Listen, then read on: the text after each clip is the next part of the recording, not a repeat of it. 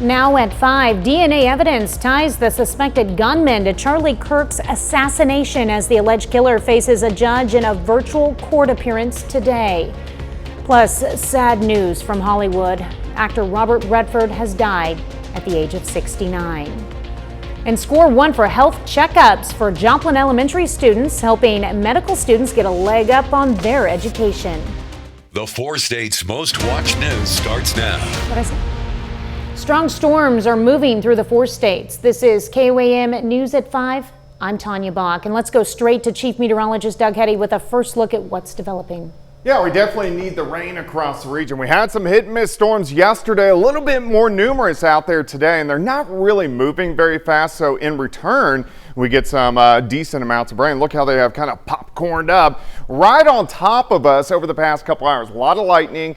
Kind of drifting west, but not really moving. But a few of these guys will pulse up and we'll see a low-grade severe storm. So when I say low-grade severe storm, we're talking about winds 55 to 60 and maybe quarter-size hail. Most of these are just kind of good old strong thunderstorms, but you can see them getting going past couple hours. Now majority of them southeastern Kansas into northeastern parts of Oklahoma. Let's zoom in. Let's get a little bit of a tour here. Here's Fort Scott, Hepler, Girard, kind of hit miss. A lot of lightning near Frontenac.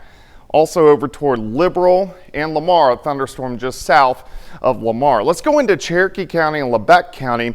So here's Chautauqua to Oswego. These guys are kind of drifting back toward the southwest. Had a severe thunderstorm on this guy. Near Miami and Commerce. It has dropped just below severe limits, but at least we're getting some rain, but it could come down on you pretty heavily for a short period of time. Now, once we lose the heating of the day, these are gone. We look nice and quiet for the rest of the night, but here we go again. More thunderstorms Wednesday afternoon. We're going to be talking about that here in just a bit. All right, thanks, Doug. Well, Charlie Kirk's alleged shooter makes a virtual appearance in court today where formal charges will be filed. And new evidence emerges in the political activist assassination investigation as the FBI reveals damning DNA findings and disturbing text messages from the suspected gunman. Carter Evans has all the latest developments. There was evidence, DNA evidence. FBI Director Kash Patel said Monday DNA evidence found on a screwdriver at the scene of the shooting and on a towel wrapped around the alleged murder weapon had now been linked to the suspect. Patel added his agency is reviewing the alleged gunman's online activity and cell phone data. He had a text message exchange, the suspect, with another individual, in which he claimed that he had an opportunity to take out Charlie Kirk and he was going to do it because of his hatred for what Charlie stood for. Why didn't that person say something? Our investigation is ongoing. That's a great question. A Discord spokesman and 2 law enforcement sources told CBS News an account appearing to belong to the suspect claimed responsibility for the shooting in a group chat around 2 hours before his arrest last Thursday, writing in part, quote, "It was me at UVU yesterday. I'm sorry for all this." The messages were first reported by the Washington Post. Discord has said it hasn't found any evidence that the suspect planned Kirk's assassination on the platform. While no motive has been identified, the FBI director said the suspect's family and friends told investigators he subscribed to a left-wing ideology. We have to talk about this incredibly destructive movement of left-wing extremism that has grown up over the last few years, and I believe is part of the reason why Charlie was killed by an assassin's bullet. Hosting his friend's podcast late Monday, Vice President J.D. Vance vowed to prevent what he called festering violence on the far left. And appearing as a guest, President Trump's Deputy Chief of Staff, Stephen Miller, argued Kirk's death was the result of an organized campaign of terrorist networks, though he offered no evidence to support that claim. We are going to use every resource we have at the Department of Justice, Homeland Security, and throughout this government to identify, disrupt, dismantle, and destroy these networks and make America safe again for the American people. For now, investigators say the suspected shooter is believed to have acted alone. We expect to learn more today in court. Carter Evans, CBS News, Provo, Utah. Officials say the shooter acted alone. Republican U.S. Senator Roger Marshall spoke about Charlie Kirk's death Monday evening on the Senate floor. He says Kirk's impact on conservative politics began at an early age and grew into a nationwide movement. At just 18, in 2012, he founded Turning Point USA, a movement that would transform the landscape for young conservatives, millennials, and Gen Zers alike. Through electrifying campus activism, his influential podcasts, and nationwide tours, Charlie mobilized a generation to stand firm against the shadows of big government and socialism. Tonight, there's a vigil for Charlie Kirk at the PSU football stadium parking lot. It begins at 7 p.m. Everyone is invited to attend. Well, young students become patients for a day as Joplin fifth graders help train the next generations of doctors at KCU Med. The students are on the campus of KCU Med in Joplin for Score One for Health. They're getting a full head-to-toe checkup. Now, this checkup is performed by second-year medical students and second-year dental students. The med and dental students are looking for any abnormalities. The process gives them a chance to examine a live human. Because it's a great opportunity for them to have an actual physical encounter with taking care of human beings. Because the first 2 years of their medical school is mostly spent in a classroom learning, all the important things about being a doctor. If any abnormalities are found, the children will be referred to either the dental clinic or a primary care physician in the area for follow-up. The McCune-Brooks Healthcare Foundation and Here for Carthage break ground on the Colpin Family Pavilion, the future home of the Carthage Farmers Market and a new community gathering space. This morning, the community gathered to celebrate the project, which is funded through major gifts from local foundations and trusts. Organizers say it will provide a permanent venue for farmers, families, and community events. We've just been working so hard and trying to make the right decision for the city, so seeing this happen, it just feels like a labor of love. We've really poured our heart into it. They hope to be up and running by April 1st of next year. Well, actor, director, and producer Robert Redford has died at the age of 89. Redford was one of the industry's most bankable leading men for half a century and one of the world's most recognizable and beloved movie stars. Redford made hearts beat faster in romantic roles such as Out of Africa, got political in The Candidate and All the President's Men, and skewered his golden boy image in roles like the alcoholic ex-rodeo champ in The Electric Horseman and middle-aged millionaire who offers to buy sex in Indecent Proposal. He used the millions he made to launch the Sundance Institute and Festival in the 1970s, promoting independent filmmaking. Redford never won Best Actor Oscar, but his first outing as director, the 1980 family drama Ordinary People, won Oscars for Best Picture and Best Director. Still ahead, the FDA considers removing some of the warnings for menopause hormone treatment after years of strict guidelines. How this change could give women and their doctors new options for weighing the treatment's risks and benefits. And later in Health Watch, why a growing number of adults are skeptical about getting their children vaccinated. Topping today's Health Watch, there's a new study out on medications used to treat the symptoms of menopause. As CBS's Nikki Batiste reports, it could help women weighing the benefits against the risk. This is my best friend. It's my fan. Hot flashes. It's called Fanny. And sleepless nights are disrupting Isabel Kalman's life. I keep her in my bag and just to cool myself off when I need to. At 53, Kalman's symptoms are part of perimenopause, the phase before menopause when a woman's hormones start to decline. The most common medication is hormone therapy, which uses estrogen and, if needed, a progestin to alleviate symptoms. Are you considering it? I am. I've been on the fence about it. Many women have been wary of the treatment because they were concerned it would increase the chances of breast cancer.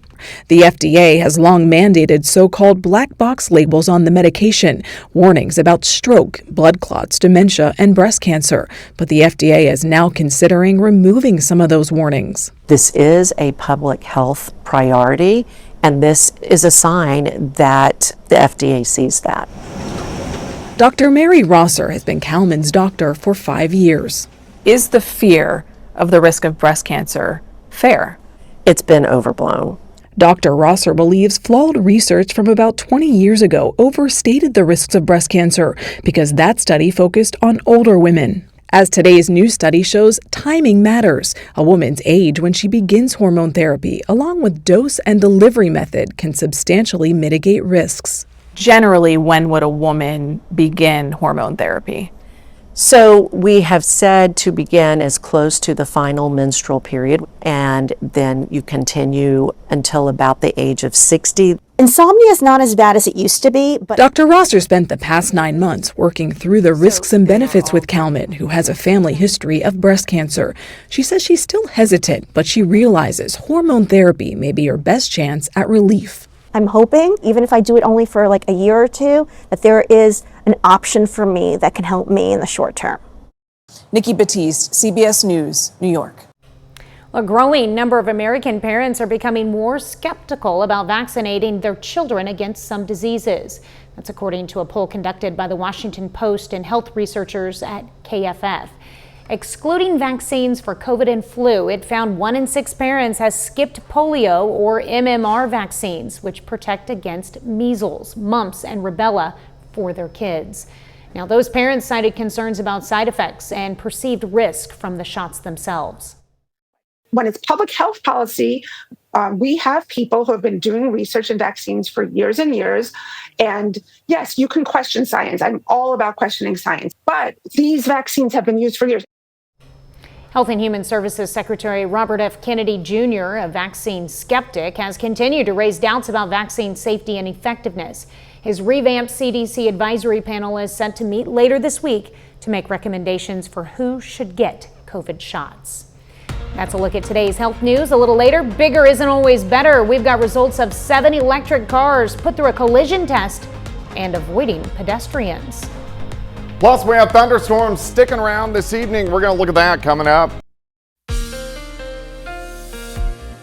Well, again, today, very much like what we had on Monday, afternoon showers and thunderstorms. A little more numerous today, a little farther west than what we had yesterday. With the heating of the day, we have this upper level wave hanging out, and you can see these thunderstorms just kind of pop up across the region. These are going to last next couple hours, but once we lose the heating of the day, meaning that sun sets, these guys will disappear. Now, a few of these storms, a little bit stronger. We've had 1 or 2 low-grade severe storms, and we're not going to see much in the way of severe weather, but mainly just good old late summertime thunderstorms, but they're really not moving very much.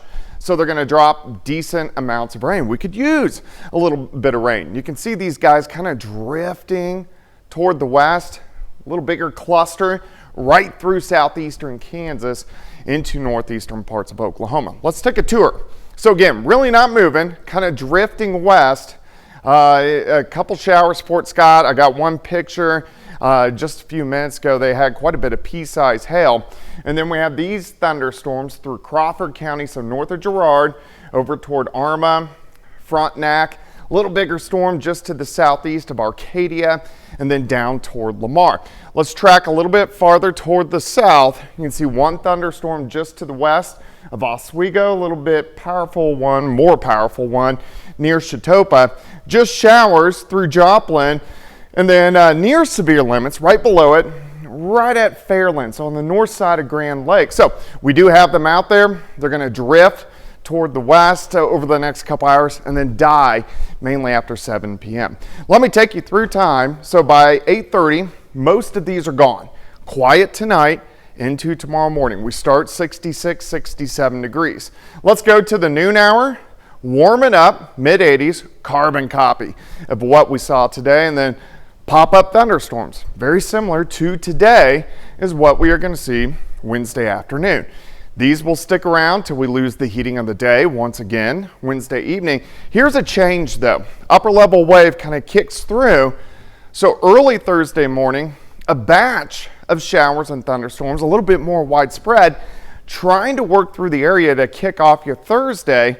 And then Thursday afternoon, we see those pop-up storms across the region. Another little batch we'll try to work in Thursday night into Friday. So good news here, because we're a little dry. We could use some rain. We are going to see those pockets over the next few days. On your Wednesday, 66 to start, 87 by noon. We'll go over the high temp. 91 degrees during the afternoon. Great shot, Cornell Arts and Entertainment. You can see those kind of range shafts out there. There's one just to the north. Let's look at our 7th and Rangeline Tower cam from our bureau in Joplin. You can see also those scattered showers and thunderstorms through the evening. Again, lose the heating of the day, sun disappears, moonlight, we drop through the 70s, and our rain dissipates. All right, 91 on Wednesday, 87 Thursday, morning storms. A few pockets on Friday. We'll have to watch that for high school football. It looks like mainly Saturday morning, and then thunderstorms again late Sunday. Some of those on Sunday could be a little bit stronger, so a lot to watch. And those temperatures still warm this weekend. Yeah, pretty hot. Yeah, too hot for right now. All right, thanks, Doug. Well, coming up, see how an electric Ford F-150 Lightning held up in a collision demonstration for EVs. Topping today's Consumer Watch, new test results from the Insurance Institute for Highway Safety show bigger isn't always better. 7 electric vehicles were put to the test to see how they perform in collisions and avoiding pedestrians. Chris Van Cleve has the results.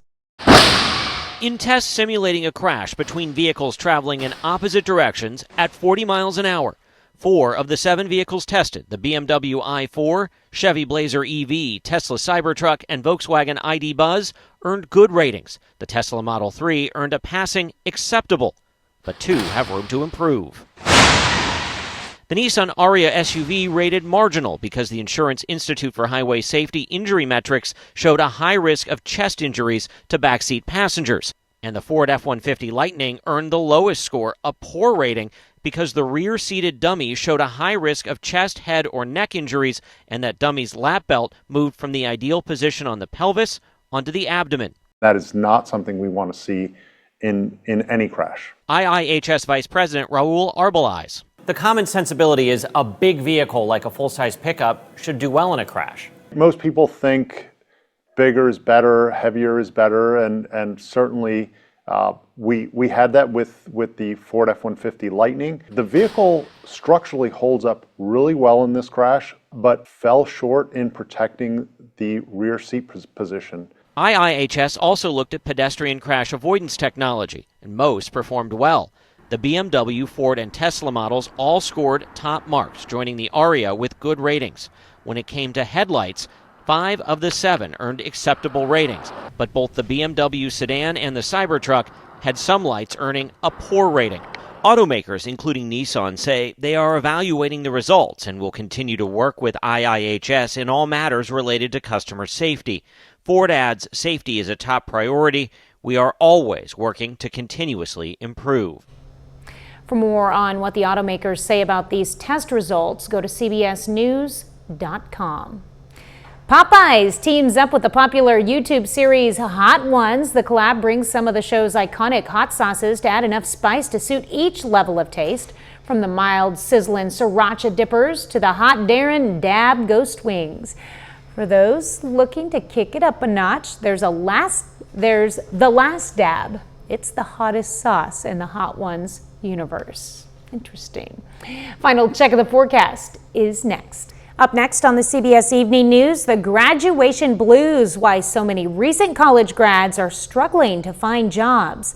And then on KOAM News at 6, authorities in Crawford County bring charges against a mother and son following a stolen vehicle investigation. Plus, Joplin 5th graders engage in Score One for health screenings at KCU Joplin Medical School. And in sports, we head to Cherokee, Kansas to talk with the Southeast Lancers' new man at the helm. Stay with us for the CBS Evening News and KOAM News at 6. Final check of that forecast. Yeah, we still have some thunderstorms out there. You can see a cluster really from Crawford County into western parts of Barton County. One severe thunderstorm warning, southern Ottawa County. This is for quarter-size hail and also winds at about 60 miles per hour. Not really moving, just kind of pulsing up and down. I think from this point on, they will start to die off just a little bit as we go through the rest of the evening. All right, still keeping an eye on them, though. Yep. That's for sure. Well, thank you for joining us. The CBS Evening News is next, and we'll be back here for KOAM News at 6. We'll see you then. Have a great evening and an even better tomorrow.